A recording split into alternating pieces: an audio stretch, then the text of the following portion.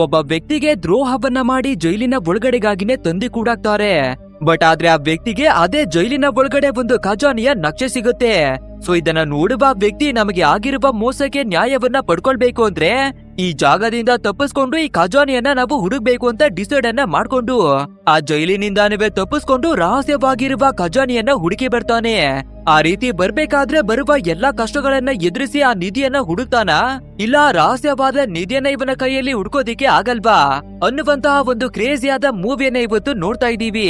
ಅಂದಾಗೆ ಇವತ್ತಿನ ಮೂವಿಯ ಹೆಸರು ಬಂದು ದ ಕೌಂಟ್ ಆಫ್ ಮಾಂಟೆ ಕ್ರಿಸ್ಟೋ ಅಂತ. ಸೊ ವಿಡಿಯೋ ಅಂತೂ ಕ್ರೇಜಿ ಲೆವೆಲ್ ನ ಟ್ವಿಸ್ಟ್ ಗಳ ಜೊತೆಗೆ ಟ್ರೆಜರ್ ಹಂಟಿಂಗ್ ಮಡಗಿದೆ. ಸೊ ಸ್ಕಿಪ್ ಅನ್ನ ಮಾಡದೆ ಕೊನೆವರೆಗೂ ನಮ್ಮ ಜೊತೆಯಾಗಿನೇ ನೋಡಿ. ಅಂಡ್ ನೀವಿನ್ನ ನಮ್ ಚಾನೆಲ್ ನ ಸಬ್ಸ್ಕ್ರೈಬ್ ಮಾಡಿಲ್ಲ ಅಂದ್ರೆ ಪಟಾಪಟ್ ಅಂತ ಸಬ್ಸ್ಕ್ರೈಬ್ ಮಾಡ್ಕೊಳ್ಳಿ.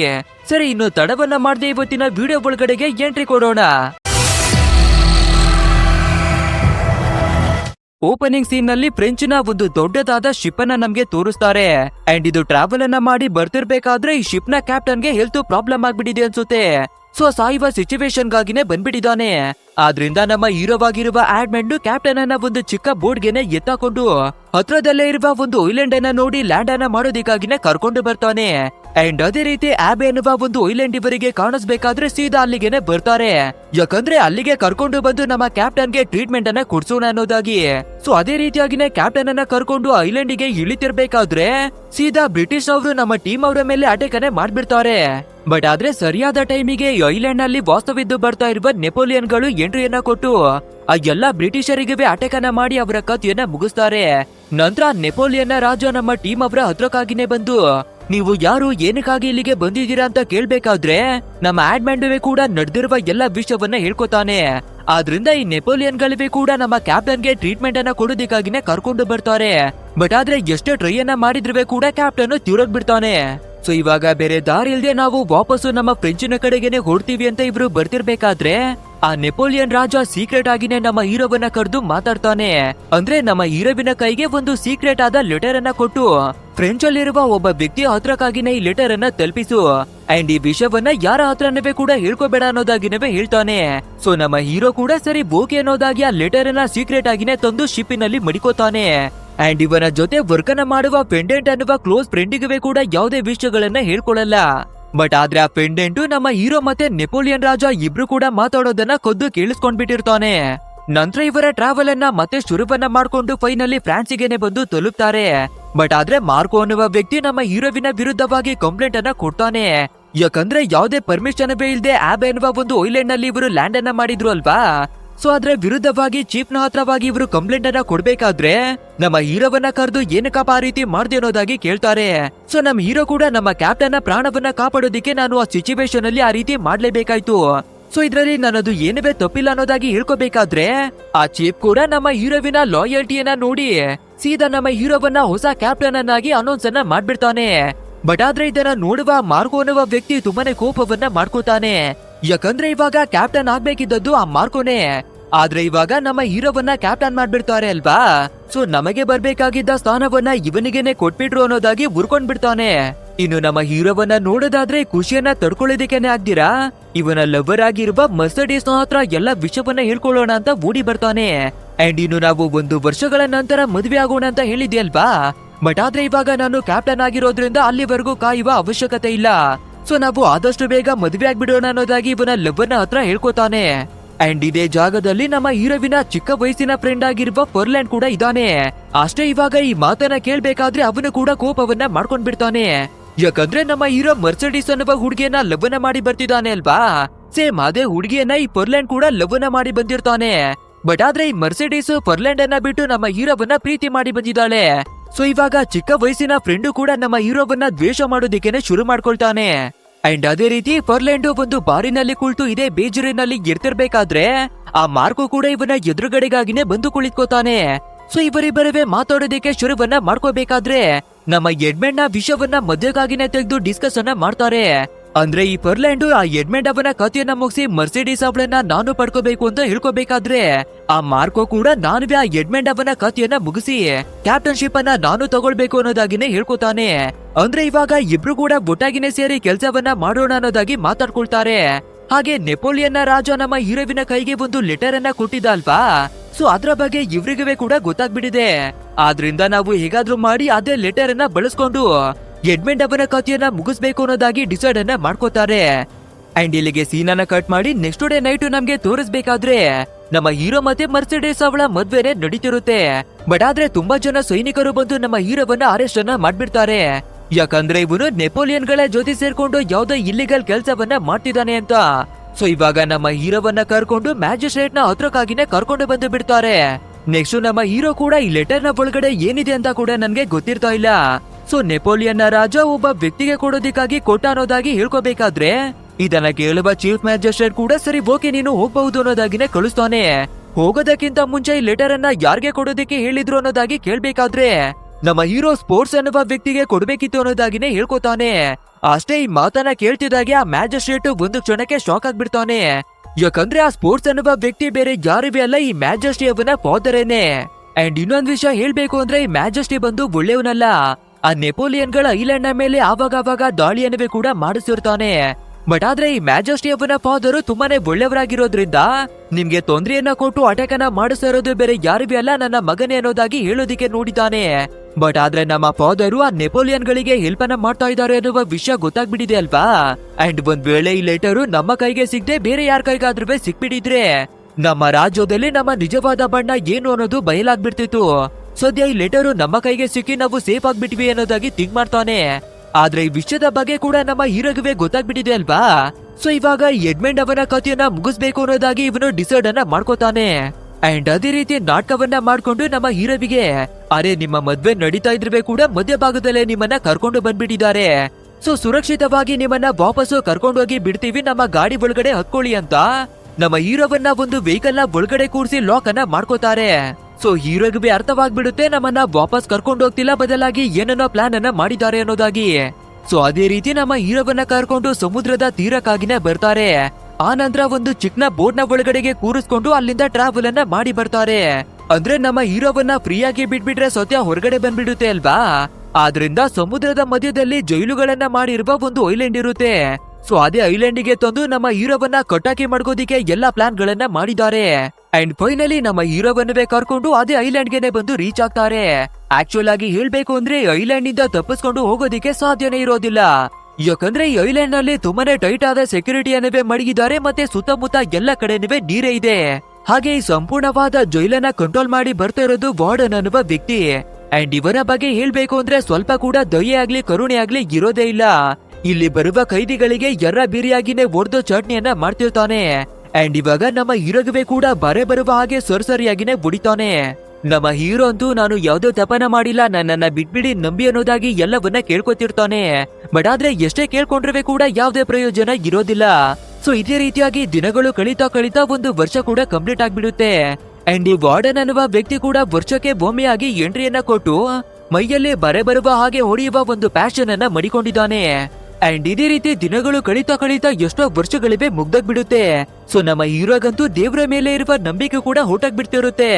ಅಂಡ್ ನಮ್ಮ ಜೀವನವನ್ನ ಈ 4 ಗೋಡೆಗಳ ಮಧ್ಯೆ ನಾವು ಕಳಿಯೋದಿಕ್ಕೆ ಆಗೋದಿಲ್ಲ. ಸೊ ನಮ್ಮ ಪ್ರಾಣವನ್ನ ತ್ಯಾಗ ಮಾಡ್ಬಿಡೋಣ ಅಂತ ತೀರಿ ಹೋಗ್ಬಿಡೋದಿಕ್ಕಾಗಿನೇ ನೋಡ್ತಾನೆ. ಸೊ ಅದೇ ರೀತಿ ಇನ್ನೇನು ನಾವು ತೀರೋಗ್ತಾ ಇದೀವಿ ಅಂತ ಅನ್ನುವ ಕೊನೆ ಕ್ಷಣದಲ್ಲಿ ಭೂಮಿ ಒಳಗಡೆಯಿಂದ ನೆಲ ಹೊಡ್ಕೊಂಡು ಯಾವ್ದೋ ಅಂಶ ಹೊರಗಡೆ ಬರ್ತಿರುತ್ತೆ. ಸೊ ಏನಿರ್ಬಹುದು ಅಂತ ನಮ್ಮ ಹೀರೋ ಕೂಡ ಸ್ವಲ್ಪ ಕಾದು ನೋಡ್ಬೇಕಾದ್ರೆ ಒಂದು ವಯಸ್ಸಾದ ಮುದುಕ ಹೊರಗಡೆಗಾಗಿನೇ ಎಂಟ್ರಿ ಕೊಡ್ತಾನೆ. ಅಂಡ್ ಆ ಮುದುಕನ ಹೆಸರು ಬಂದು ಆಬೆ ಅಂತ. ಆಕ್ಚುಲ್ ಆಗಿ ಹೇಳ್ಬೇಕು ಅಂದ್ರೆ ಕೆಳಗಡೆ ಫ್ಲೋರ್ ನಲ್ಲಿ ಇರುವಂತಹ ಕೈದಿ ಇವನು. ಸೊ ನಾವು ಎಸ್ಕೇಪ್ ಆಗ್ಬೇಕು ಅಂತ ತುಂಬಾನೇ ವರ್ಷಗಳಿಂದ ಸುರಂಗ ಮಾರ್ಗವನ್ನ ತೋಡ್ತಿದ್ದಾನೆ. ಸೊ ಆ ರೀತಿ ಸುರಂಗವನ್ನ ತೋಡ್ತಿರ್ಬೇಕಾದ್ರೆ ಡೈರೆಕ್ಷನ್ ತಪ್ಪಾಗಿ ನಮ್ಮ ಹೀರೋವಿನ ರೂಮಿಗೆನೆ ಬಂದಿರೋದು. ಸೊ ಅವನು ತಪ್ಪಾಗಿರುವ ಡೈರೆಕ್ಷನ್ ಅಲ್ಲಿ ಬಂದಿರ್ತಾ ಇದ್ರೆ ಕೂಡ ದೇವ್ರು ಒಳ್ಳೇದನ್ನ ಮಾಡಿದಾನೆ ಅನ್ಸುತ್ತೆ. ಯಾಕಂದ್ರೆ ಹಲವಾರು ವರ್ಷಗಳಿಂದ ನಮ್ಮ ಹೀರೋ ಕೂಡ ಒಂಟಿಯಾಗಿ ಜೀವನವನ್ನ ನಡೆಸ್ತಾ ಇದ್ದಾನೆ ಅಲ್ವಾ. ಸೊ ಯಾರು ಒಬ್ಬರು ಮಾತಾಡೋದಕ್ಕಾದ್ರೆ ಸಿಕ್ಕಿದ್ರು ಅನ್ನೋದಾಗಿ ಹ್ಯಾಪಿ ಆಗ್ತಾನೆ. ನಂತರ ಮುದುಕ ನಮ್ಮ ಹೀರೋವನ್ನ ಕರ್ಕೊಂಡು ಅವನ ಸೆಲ್ ನ ಒಳಗಡೆಗಾಗಿನೇ ಬರ್ತಾನೆ. ಅಂಡ್ ಅಲ್ಲಿ ಬಂದು ನೋಡ್ಬೇಕಾದ್ರೆ ನಮ್ಮ ಹೀರೋ ಫುಲ್ ಶಾಕ್. ಯಾಕಂದ್ರೆ ಈ ಮುದುಕ ಇರುವ ಸೆಲ್ ಬಂದು ಜೈಲಿನ ಹಾಗೇನೆ ಇರ್ತಾ ಇಲ್ಲ, ಬದಲಾಗಿ ಮಲ್ಗೋದಿಕ್ಕಾಗಿ ಬೆಡ್ ಇದೆ, ಕುತ್ಕೊಳ್ಳೋದಿಕ್ಕಾಗಿ ಚೇರ್ ಇದೆ, ಒಂದು ಸಿಂಪಲ್ ಆದ ಹೋಟೆಲ್ ಆಗಿದೆ. ಹಾಗೆ ಬೇಜಾರಾದ್ರೆ ಓದೋದಿಕ್ಕಾಗಿ ಹಲವಾರು ಬುಕ್ಗಳು ಕೂಡ ಇವನ ಹತ್ರ ಇರುತ್ತೆ. ನಂತರ ಮುದುಕ ನೀನು ಸುರಂಗ ಮಾರ್ಗವನ್ನ ತೋಡೋದಿಕ್ಕೆ ನನ್ಗೆ ಹೆಲ್ಪ್ ಅನ್ನ ಮಾಡಿಕೊಟ್ರೆ ನಿನ್ಗೆ ತುಂಬಾನೇ ವಿಷಯಗಳನ್ನ ಕಲಿಸ್ಕೊಡ್ತೀನಿ ಅನ್ನೋದಾಗಿನೇ ಆಫರ್ ಅನ್ನ ಮಾಡ್ತಾನೆ. ಅದ್ರಲ್ಲೂ ಬೇರೆ ನಮ್ಮ ಹೀರೋವಿಗೆ ಮಾಡೋದಿಕ್ಕೆ ಅಂತ ಯಾವ್ದೇ ಕೆಲ್ಸನವೇ ಇಲ್ಲ ಅಲ್ವಾ. ಸೊ ಒಂದು ಕ್ಷಣ ಕೂಡ ಯೋಚನೆ ಮಾಡದೆ ಸರಿ ಓಕೆ ಅನ್ನೋದಾಗಿನೇ ಒಪ್ಕೊಂಡ್ ಬಿಡ್ತಾನೆ. ನಂತರ ಇಬ್ಬರಿಬೆ ಸೇರಿ ನೆಲವನ್ನ ಅಗಿಯೋದಕ್ಕಾಗಿ ಶುರುವನ್ನ ಮಾಡ್ಕೋತಿರ್ಬೇಕಾದ್ರೆ ಗಾರ್ಡ್ಸ್ಗಳು ಈ ಜಾಗಕ್ಕೆ ಬರ್ತಿರೋದಾಗಿ ಫೀಲ್ ಆಗ್ಬಿಡುತ್ತೆ. ಸೊ ನಮ್ಮ ಹೀರೋ ಫಟಾಫಟ್ ಅಂತ ಅವನ ರೂಮ್ಗೆನೆ ವಾಪಸ್ ಬಂದ್ಬಿಡ್ತಾನೆ. ಅಂಡ್ ಈ ಗಾರ್ಡ್ಸ್ ಗಳ ಬಗ್ಗೆ ಹೇಳ್ಬೇಕು ಅಂದ್ರೆ ದಿನಕ್ಕೆ 2 ಬಾರಿ ಮಾತ್ರನೇ ಇವರು ಬರೋದು. ಒಂದು ಇವರು ಕೊಡುವ ವೇಸ್ಟೇಜ್ ಅನ್ನ ವಾಪಸ್ ತಗೊಳ್ಳೋದಿಕ್ಕೆ, ಮತ್ತಿನ್ನೊಂದು ರಾತ್ರಿ ಟೈಮ್ ನಲ್ಲಿ ಊಟವನ್ನ ಕೊಡೋದಿಕ್ಕಾಗಿ ಮಾತ್ರವಾಗಿ ಬರ್ತಾರೆ. ಸೊ ಇನ್ನು ಮಿಕ್ಕಿರುವ ಟೈಮ್ ಇವರು ಯಾವಾಗ್ಲೂ ಫ್ರೀ ಆಗಿರ್ತಾರೆ ಅಲ್ವಾ. ಸೊ ಆ ಟೈಮ್ ಅನ್ನ ಬಳಸ್ಕೊಂಡು ಸುರಂಗ ಮಾರ್ಗವನ್ನ ಕೊರೆಯೋದಿಕ್ಕಾಗಿ ಪ್ಲಾನ್ ಮಾಡ್ಕೊಳ್ತಾರೆ. ಅಂಡ್ ಅದೇ ರೀತಿ ಆಬ್ ಎನ್ನುವ ಮುದುಕ ಕೂಡ ಅವನ ಕೂದಲನ್ನ ಕಿತ್ತು ಕೊಲ್ಲಿನಿಂದ ಬೆಂಕಿಯನ್ನ ಹೊಚ್ಚಿಸಿ ಒಂದು ಕ್ಯಾಂಡಲ್ ಅನ್ನ ಕಚ್ಚಿಸಿ ಮಾಡುತ್ತಾರೆ.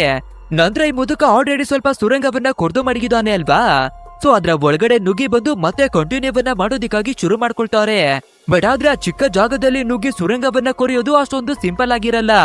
ಅಂಡ್ ಆ ಮುದುಕನ ಪ್ರಕಾರ ಈ ಸುರಂಗವನ್ನ ಕಂಪ್ಲೀಟ್ ಮಾಡಿ ಮುಗಿಸೋದಿಕ್ಕೆ ಇನ್ನವೇ 3 ವರ್ಷಗಳು ಬೇಕಾಗುತ್ತಂತೆ.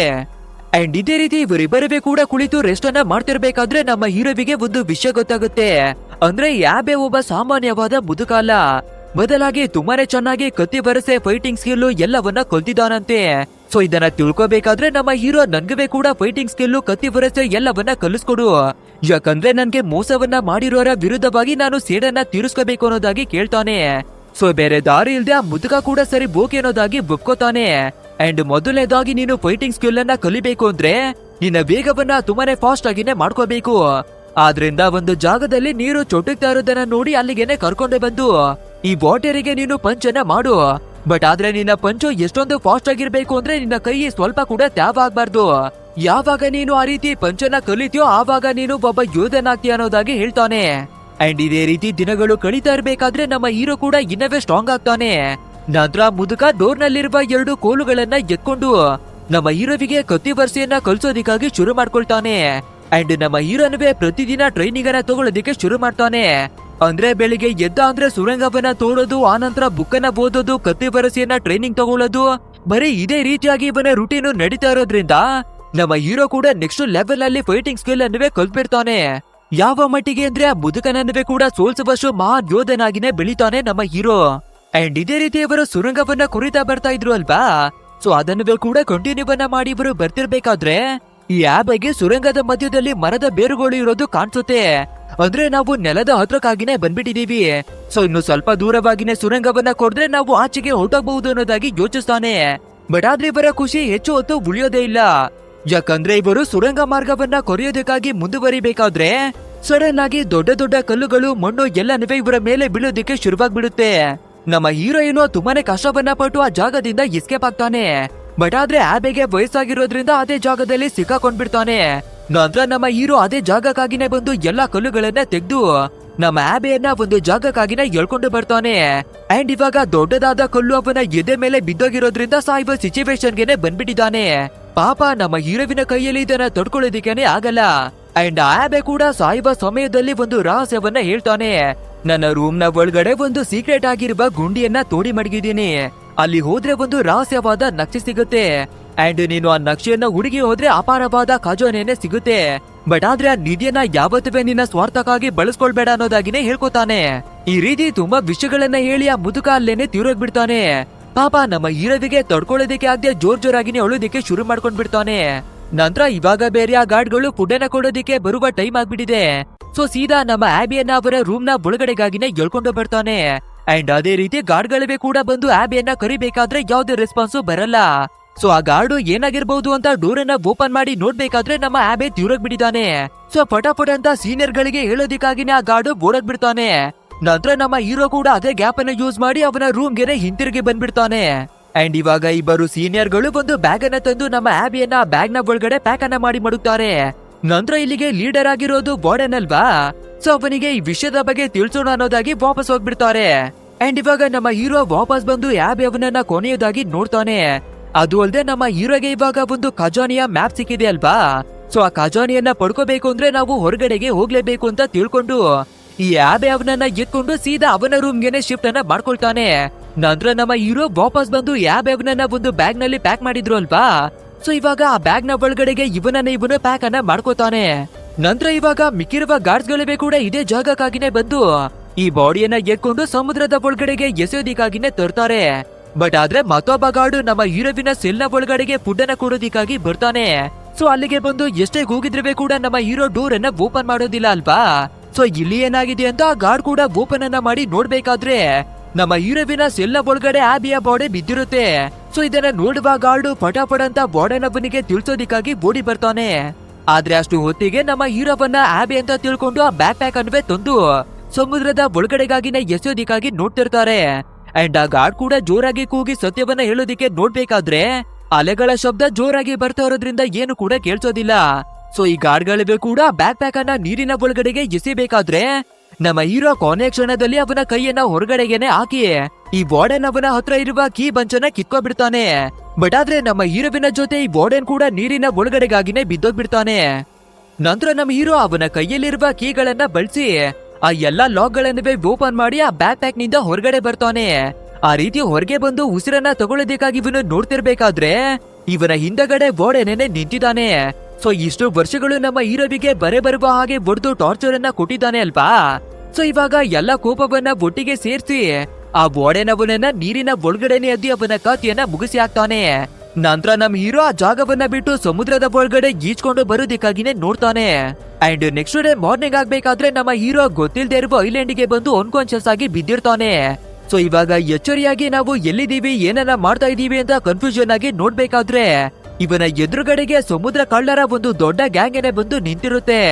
ಬಟ್ ಆದ್ರೆ ನಾವು ಬದುಕಿ ಇಲ್ಲಿವರೆಗೂ ಕೂಡ ಹೇಗೆ ಬಂದಿದ್ದೀವಿ ಅನ್ನೋದೇನೆ ಅರ್ಥವಾಗ್ತಿರಲ್ಲ. ಇಲ್ಲಿವರೆಗೇನೋ ಬದುಕಿ ಬಂದಿದ್ದೀವಿ, ಬಟ್ ಆದ್ರೆ ಇವಾಗ ಈ ಕಳ್ಳರು ನಮ್ಮ ಕಥೆಯನ್ನ ಮುಗಿಸ್ತಾರೆ ಅಂತ ಭಯವನ್ನ ಪಡ್ಕೋತಿರ್ತಾನೆ. ಅಂಡ್ ಎಲ್ಲಿಗಾದ್ರೂ ಓಡಿ ಹೋಗೋಣ ಅಂತ ಹಿಂದೆ ತಿರುಗಿ ನೋಡಿದ್ರೆ ದೊಡ್ಡದಾದ ಸಮುದ್ರನೇ ಇದೆ. ಸೊ ಇದೇ ಟೈಮಿಗೆ ಸರಿಯಾಗಿ ಆ ಕಳ್ಳರ ಲೀಡರ್ ಆಗಿರುವ ಲೂಯಿಂಗ್ ಅನ್ನುವ ವ್ಯಕ್ತಿ ನಮ್ಮ ಹೀರೋವಿಗೆ ಒಂದು ದೊಡ್ಡ ಆಫರ್ ಅನ್ನೇ ಕೊಡ್ತಾನೆ. ನೋಡು ತಮ್ಮ, ನಮ್ಮ ಗ್ಯಾಂಗಿನಲ್ಲಿ ಒಬ್ಬ ಕಳ್ಳ ನಮ್ಗೇನೆ ದ್ರೋಹವನ್ನ ಮಾಡ್ಬಿಟ್ಟಿದ್ದಾನೆ. ಸೊ ಇವಾಗ ಅವನ ಕಥೆಯನ್ನ ಮುಗಿಸೋದಕ್ಕಾಗಿ ನಾವೆಲ್ಲರೂ ಕೂಡ ಈ ಜಾಗಕ್ಕಾಗಿ ಬಂದಿದೀವಿ. ಬಟ್ ಆದ್ರೆ ಇವಾಗ ನೀನು ಕೂಡ ಯಾವುದೋ ಜಾಗದಿಂದ ತೇಲ್ಕೊಂಡು ಬಂದಿದ್ಯಲ್ವಾ. ಸೊ ನಿಮ್ಮಿಬ್ಬರ ವಿರುದ್ಧವಾಗಿ ನಾವು ಒಂದು ಫೈಟ್ ಅನ್ನ ಏರ್ಪಡಿಸೋಣ. ಒಂದ್ ವೇಳೆ ಆ ಫೈಟ್ ನಲ್ಲಿ ನೀನು ಗೆದ್ರೆ ನಿನ್ನನ್ನ ನಮ್ಮ ಟೀಮ್ಗೆ ಜಾಯಿನ್ ಅನ್ನ ಮಾಡ್ಕೋತೀವಿ, ಅಥವಾ ನಮ್ಗೆ ಮೋಸವನ್ನ ಮಾಡಿರುವ ಈ ಕಳ್ಳ ಗೆದ್ರೆ ಇವನನ್ನ ನಮ್ಮ ಟೀಮಿಗೆನೆ ಕರ್ಕೋತೀವಿ ಅನ್ನೋದಾಗಿ ಇಬ್ಬರ ನಡುವೆ ಒಂದು ಫೈಟ್ ಅನ್ನ ಅರೇಂಜ್ ಮಾಡಿ ಬಿಡ್ತಾರೆ. ಸೊ ಅದೇ ರೀತಿ ಆ ಜೋಕು ಅನ್ನುವ ಕಳ್ಳ ಕೂಡ ಏನುವೆ ಕಡಿಮೆ ಇದ್ದಿರ್ತಾ ಇಲ್ಲ. ಸೊ ಅವನಿಗೆ ತುಂಬಾನೇ ಫೈಟಿಂಗ್ ಸ್ಕಿಲ್ ಗಳೆಲ್ಲ ಗೊತ್ತಿರುತ್ತೆ. ಸೊ ಎರ್ರ ಬಿರಿಯಾಗಿ ನಮ್ಮ ಹೀರೋವಿನ ಮೇಲೆ ಅಟ್ಯಾಕ್ ಅನ್ನ ಮಾಡ್ತಿರ್ತಾನೆ. ಆದ್ರೆ ನಮ್ಮ ಹೀರೋ ಕೂಡ ಆಬಿಯ ಹತ್ರ ತುಂಬಾನೇ ಸಖತ್ತಾಗಿನೇ ಕಲ್ತಿದ್ದಾನೆ ಅಲ್ವಾ. ಸೊ ಅದನ್ನೆಲ್ಲ ಒಟ್ಟಿಗೆ ಸೇರಿಸಿ ಇವನ ಜೊತೆಯಾಗಿ ಫೈಟ್ ಅನ್ನ ಮಾಡ್ತಾನೆ. ಅಂಡ್ ಫೈನಲ್ ಆಗಿ ಆ ಜೋಕವನ್ನವೇ ಕೂಡ ಸೋಲಿಸಿ ಕೆಳಗಡೆ ಬೀಳಿಸ್ತಾನೆ. ಬಟ್ ಆದ್ರೆ ಆ ಜೋಕವಿನ ಕಥೆಯನ್ನ ಮುಗಿಸ್ತೀರಾ ಲೀಡರ್ನ ಹತ್ರವಾಗಿ ನೋಡಿ, ಸಮುದ್ರ ಕಳ್ಳರಾಗೋದು ಅಷ್ಟೊಂದು ಸುಲಭವಲ್ಲ. ಅಂಡ್ ಇವನ ಕಥೆಯನ್ನ ಯಾವ ರೀತಿ ಬೀಸ್ತಾ ಇದ್ದಾನೆ ಅಂದ್ರೆ ನಿಜಕ್ಕೂ ಈ ರೀತಿ ಟ್ರೈನಿಂಗ್ ಅನ್ನ ತಗೊಳ್ಳೋದು ತುಂಬಾನೇ ಕಷ್ಟವಾಗಿರುತ್ತೆ. ಅಂಡ್ ಇಂಥವ್ರು ನಿಮ್ಮ ಗ್ಯಾಂಗಿನಲ್ಲಿದ್ರೆ ನಿಮ್ಗೇನೆ ಒಳ್ಳೇದು ಅನ್ನೋದಾಗಿನೇ ಹೇಳ್ಬೇಕಾದ್ರೆ ಆ ಲೂಯಿಂಗ್ ಅನ್ನುವ ಲೀಡರ್ ಕೂಡ ನಮ್ಮ ಹೀರೋವಿನ ಮೇಲೆ ಇಂಪ್ರೆಸ್ ಆಗ್ಬಿಡ್ತಾನೆ. ಆದ್ರಿಂದ ಇಬ್ರನ್ನವೇ ಕೂಡ ಇವನ ಟೀಮ್ ನ ಒಳಗಡೆಗೆ ಮತ್ತೆ ಶಾಮಿಲ್ ಅನ್ನ ಮಾಡ್ಕೋತಾನೆ. ಬಟ್ ಆದ್ರೆ ನಮ್ ಹೀರೋ ಇವಾಗ ಜೋಕವಿನ ಪ್ರಾಣವನ್ನ ಕಾಪಾಡಿದಾನೆ ಅಲ್ವಾ. ಸೊ ನಾನು ನಿಯತ್ತಾಗಿ ಯಾವಾಗ್ಲೇ ನಿನ್ನ ಹತ್ರನೇ ಇರ್ತೀನಿ ಅನ್ನೋದಾಗಿನೇ ಕೇಳ್ಕೊತಾನೆ. ನಂತರ ನಮ್ಮ ಹೀರೋ ಲೂಯಿಂಗ್ ನ ಹತ್ರಕ್ಕಾಗಿನೇ ಬಂದು ಇವನ ಜೀವನದಲ್ಲಿ ನಡೆದಿರುವ ಎಲ್ಲ ವಿಷಯವನ್ನ ಹೇಳ್ಕೋಬೇಕಾದ್ರೆ ಹೋಗು ನಿನ್ನ ಸೇಡನ್ನ ತೀರಿಸ್ಕೊಳೋದಾಗಿ ನಮ್ಮ ಹೀರೋವನ್ನ ಕಳಿಸಿಕೊಡ್ತಾನೆ. ಸೊ ಅದೇ ರೀತಿ ನಮ್ಮ ಹೀರೋ ಕೂಡ ಜೋಕವನ್ನ ಕರ್ಕೊಂಡು ಫ್ರಾನ್ಸಿಗೆನೆ ರಿಟರ್ನ್ ಬರ್ತಾನೆ. ಅಂಡ್ ಅಲ್ಲಿಗೆ ಬಂದ ಕೂಡಲೇ ಒಂದು ದೊಡ್ಡ ದೋಣಿಯನ್ನ ಅರೇಂಜ್ ಅನ್ನ ಮಾಡ್ಕೊಂತ ನಮ್ಮ ಜೋಕವಿಗೆ ಹೇಳಿ ಇವನು ಯಾವ್ದೋ ಒಂದು ಪರ್ಸನಲ್ ಕೆಲ್ಸದ ಮೇಲೆ ಹೊರಗಡೆ ಬರ್ತಾನೆ. ಅಂದ್ರೆ ನಮ್ಮ ಹೀರೋವನ್ನ ಒಬ್ರು ಚೀಫ್ ಕ್ಯಾಪ್ಟನ್ ಅನ್ನಾಗಿ ಮಾಡಿದ್ರು ಅಲ್ವಾ.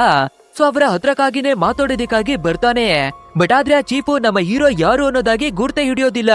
ಸರಿ ಓಕೆ, ನನ್ನ ಚಿಕ್ಕ ವಯಸ್ಸಿನ ಫ್ರೆಂಡ್ ಆಗಿರುವ ಪರ್ಲ್ಯಾಂಡ್ ಏನಾಗಿದ್ದಾನೆ, ಹಾಗೆ ನಮ್ಮನ್ನ ಮದ್ವೆ ಆಗೋದಿಕ್ಕೆ ರೆಡಿ ಆಗಿದ್ದ ಮರ್ಸಿಡೀಸ್ ಕೂಡ ಏನಾಗಿದ್ದಾಳೆ ನೋಡೋಣ ಅಂತ ಬಂದು ನೋಡ್ಬೇಕಾದ್ರೆ ಇವನ ಫ್ರೆಂಡ್ ಆಗಿರುವ ಪರ್ಲ್ಯಾಂಡ್ ಮರ್ಸಿಡೀಸ್ ಅವಳನ್ನ ಮದ್ವೆ ಆಗ್ಬೇಕು ಅಂತ ನೋಡ್ತಿದ್ದ ಅಲ್ವಾ. ಸೊ ಅದೇ ರೀತಿಯಾಗಿನೇ ಅವಳನ್ನ ಮದ್ವೆ ಕೂಡ ಆಗ್ಬಿಟ್ಟಿದ್ದಾನೆ. ಅದು ಅಲ್ಲದೆ ಈ ಫ್ರೆಂಡು ಮತ್ತೆ ಮಾರ್ಕೋ ಅನ್ನುವ ವ್ಯಕ್ತಿ ಎಲ್ಲರೂ ಸೇರ್ಕೊಂಡು ನನ್ಗೆ ಮೋಸವನ್ನ ಮಾಡಿ ಜೈಲಿನ ಒಳಗಡೆ ಕಳ್ಸಿದ್ರು ಅನ್ನೋದಾಗಿ ಎಲ್ಲ ವಿಷಯನವೇ ಗೊತ್ತಾಗ್ಬಿಡುತ್ತೆ. ಸೊ ಇದನ್ನೆಲ್ಲ ತಿಳ್ಕೊಳ್ಳುವ ನಮ್ಮ ಹೀರೋ ನಾವು ಸೇಡನ್ನ ತೀರಿಸ್ಕೊಳ್ಳೇಬೇಕು ಅಂತ ಜಾಗದಿಂದಾನೇ ಹೊರಗೆ ಬಂದು ಜೋಕೋವಿನ ಜೊತೆಯಾಗಿ ಆಬೆ ಕೊಟ್ಟಿರುವ ನಕ್ಷೆಯನ್ನ ಫಾಲೋ ಮಾಡಿ ಬರ್ತಾನೆ. ಅಂಡ್ ಫೈನಲಿ ಒಂದು ಮಿಸ್ಟೀರಿಯಸ್ ಆದ ಐಲ್ಯಾಂಡ್ಗೂ ಕೂಡ ಬಂದು ನಾವು ಹುಡುಕಿ ಬಂದಿರುವ ಖಜಾನೆ ಯಾವ ಜಾಗದಲ್ಲಿದೆ ಅಂತ ಎಲ್ಲ ಕಡೆ ನೀವೇ ಹುಡುಕಿ ನೋಡ್ತಾನೆ. ಬಟ್ ಆದ್ರೆ ಎಲ್ಲೇ ಹುಡುಕಿದ್ರವೇ ಕೂಡ ಎಷ್ಟೇ ಹುಡುಕಿದ್ರವೇ ಕೂಡ ನಿಧಿ ಎಲ್ಲಿದೆ ಅನ್ನೋದಾಗಿ ಗೊತ್ತಾಗಲ್ಲ. ಸೊ ನಮ್ಗೇನಾದ್ರೂ ಮೋಸವಾಗ್ಬಿಡ್ತಾ ಅಂತ ಮ್ಯಾಪ್ ಅನ್ನ ಓಪನ್ ಮಾಡಿ ನೋಡ್ಬೇಕಾದ್ರೆ ನೀರಿನ ಒಳಗಡೆ ತುಂಬಾನೇ ಮಾರ್ಕ್ ಅನ್ನ ಮಾಡಿ ಮಡಗಿರೋದಾಗಿನೇ ಬರ್ದಿರುತ್ತೆ. ಸೊ ನಮ್ಮ ಹೀರೋ ಕೂಡ ನೀರಿನ ಒಳಗಡೆ ಹೋಗಿ ನೋಡ್ಬಿಡೋಣ ಅಂತ ಸೀದಾ ಜಂಪ್ ಅನ್ನ ಮಾಡಿ ಆ ಸಮುದ್ರದ ಆಳಕೆನೆ ಬಂದು ನೋಡ್ಬೇಕಾದ್ರೆ ತುಂಬಾನೇ ಪೆಟ್ಟಿಗೆಗಳು ಕಾಣಿಸುತ್ತೆ. ಅಂಡ್ ಹತ್ರಕೆನೆ ಬಂದು ಆ ಬಾಕ್ಸ್ ಗಳನ್ನವೇ ಕೂಡ ಓಪನ್ ಮಾಡಿ ನೋಡ್ಬೇಕಾದ್ರೆ ನಮ್ಮ ಹೀರೋ ಯೋಚನೆ ಕೂಡ ಮಾಡಿರೋದಿಲ್ಲ ಅಂತಹ ನಿಧಿ ಎಲ್ಲ ಸಿಕ್ಬಿಡುತ್ತೆ. ಸೊ ಇದನ್ನ ನೋಡುವ ನಮ್ಮ ಜೋಕು ತುಂಬಾನೇ ಹ್ಯಾಪಿಯಾಗಿ ಎಲ್ಲ ನಿಧಿಯನ್ನ ಸಾಧಿಸೋದಕ್ಕಾಗಿ ಪ್ಲಾನ್ ಮಾಡ್ತಾನೆ. ಬಟ್ ಆದ್ರೆ ಈ ಜಾಗದಲ್ಲಿ ಎಷ್ಟರ ಮಟ್ಟಿಗೆ ಚಿನ್ನ ಬೆಳ್ಳಿ ವಜ್ರಗಳೆಲ್ಲ ತುಂಬಿದೆ ಅಂದ್ರೆ ಇವರ ದೋಣಿಯಲ್ಲಿ ಇಲ್ಲಿರುವಂತಹ ನಿಧಿಯನ್ನ ಒಂದೇ ಬಾರಿಗೆ ಸಾಗಿಸೋದಿಕ್ಕೆ ಸಾಧ್ಯವಿಲ್ಲ. ಒಂದು ದೊಡ್ಡದಾದ ಶಿಪನೆ ತಂದು ಎಲ್ಲವನ್ನ ಸಾಗಿಸ್ಬೇಕಾಗುತ್ತೆ. ಬಟ್ ಆದ್ರೆ ಇಷ್ಟೆಲ್ಲ ನಿಧಿ ಸಿಕ್ಕಿದ್ರೆ ಕೂಡ ನಮ್ಮ ಹೀರೋಗೆ ಶಾಂತಿ ಅನ್ನೋದೇ ಇಲ್ಲ. ಯಾಕಂದ್ರೆ ನಮ್ಗೆ ಆಗಿರುವ ಅನ್ಯಾಯಕ್ಕೆ ನಾವು ಸೇಡನ್ನ ತೀರಿಸ್ಕೊಳ್ಬೇಕು ಅನ್ನೋದಾಗಿನೇ ಯೋಚಿಸ್ತಾನೆ. ಅಂಡ್ ಅದೇ ರೀತಿ ಫ್ರಾನ್ಸ್ ನಲ್ಲೇ ಇರುವ ಒಂದು ದೊಡ್ಡದಾದ ಬಂಗ್ಲೆಯನ್ನೇ ಪರ್ಚೇಸ್ ಅನ್ನ ಮಾಡ್ತಾನೆ. ಆ ನಂತರ ದೊಡ್ಡ ದೊಡ್ಡ ಪಾರ್ಟಿಗಳನ್ನ ಮಾಡೋದು, ದೊಡ್ಡ ದೊಡ್ಡ ಈವೆಂಟ್ ಗಳನ್ನ ಮಾಡೋಕೆಲ್ಲ ಶುರು ಮಾಡ್ಕೊಂಡ್ ಬಿಡ್ತಾನೆ. ಸೊ ಅದೇ ರೀತಿ ಸಂಪೂರ್ಣವಾದ ಫ್ರಾನ್ಸ್ ನಲ್ಲಿ ಯಾರೆಲ್ಲ ಶ್ರೀಮಂತರಿದ್ದಾರೋ ಅವರನ್ನೆಲ್ಲ ಕರೆದು ಒಂದು ದೊಡ್ಡ ಪಾರ್ಟಿಯನ್ನೇ ಅರೇಂಜ್ ಮಾಡಿದ್ದಾನೆ. ಅಂಡ್ ಇದಕ್ಕೆ ಇವನ ಫ್ರೆಂಡ್ ಆಗಿರುವ ಫರ್ಲ್ಯಾಂಡ್ ಮತ್ತೆ ಮರ್ಸಿಡೀಸ್ ಎಲ್ಲರನ್ನೇ ಕೂಡ ಇನ್ವೈಟ್ ಅನ್ನ ಮಾಡಿರ್ತಾನೆ. ಹಾಗೆ ನಮ್ಮ ಹೀರೋ ಎಡ್ಮೆಂಡ್ ಅಂತ ಯಾರಿಗೂ ಗೊತ್ತಿಲ್ಲ ಅಲ್ವಾ. ಸೊ ನಮ್ಮ ಹೀರೋ ಮಾಂಟೆ ಕ್ರಿಸ್ಟೋ ಅನ್ನುವ ಹೆಸರಿನಿಂದ ಫೇಮಸ್ ಆಗಿದ್ದಾನೆ. ಅಂಡ್ ಹೇಗಾದ್ರೂ ಮಾಡಿ ನನ್ಗೆ ಮೋಸ ಮಾಡಿರೋರ್ಗೆ ಸೇಡನ್ನ ತೀರಿಸ್ಕೊಳ್ಬೇಕು ಅಂತ ಈ ಪಾರ್ಟಿಯನ್ನೇ ಅರೇಂಜ್ ಮಾಡಿದ್ದಾನೆ. ಬಟ್ ಆದ್ರೆ ಆ ಫರ್ಲ್ಯಾಂಡ್ ನಮ್ಮ ಹೀರೋವನ್ನ ನೋಡಿದ್ರೆ ಕೂಡ ಅಡ್ಮೆಂಟ್ ಇವನೇನೆ ಅನ್ನೋದಾಗಿ ಕಂಡು ಹಿಡಿಯೋದಿಲ್ಲ. ಅಂಡ್ ಈ ಫರ್ಲ್ಯಾಂಡ್ ನಮ್ಮ ಮರ್ಸಿಡೀಸ್ ಅವಳನ್ನ ಮದ್ವೆ ಆಗಿದ್ದಾನೆ ಅಲ್ವಾ. ಆದ್ರೆ ಒಂದು ದಿನ ಕೂಡ ಅವಳನ್ನ ಚೆನ್ನಾಗಿನೇ ನೋಡ್ಕೊಂಡಿಲ್ವಂತೆ. ಯಾವಾಗ್ಲೂ ಜೂಜನ ಆಡೋದು, ಎಣ್ಣೆಯನ್ನ ಕುಡಿಯೋದು ಈ ರೀತಿಯಾಗಿನೇ ಬರ್ತಿದ್ದಾನಂತೆ. ಅಂಡ್ ಇದೇ ರೀತಿ ಫರ್ಲ್ಯಾಂಡ್ ಅವನ ಬಗ್ಗೆ ಎಲ್ಲ ಎನ್ಕ್ವೈರಿಯನ್ನ ಮಾಡಿ ವಿಷಯವನ್ನ ತಿಳ್ಕೊತಿರ್ಬೇಕಾದ್ರೆ ಆಲ್ಬರ್ಟ್ ಅನ್ನುವ ಒಂದು ಮಗ ಇದ್ದಾನೆ ಅನ್ನೋದು ಕೂಡ ಗೊತ್ತಾಗುತ್ತೆ.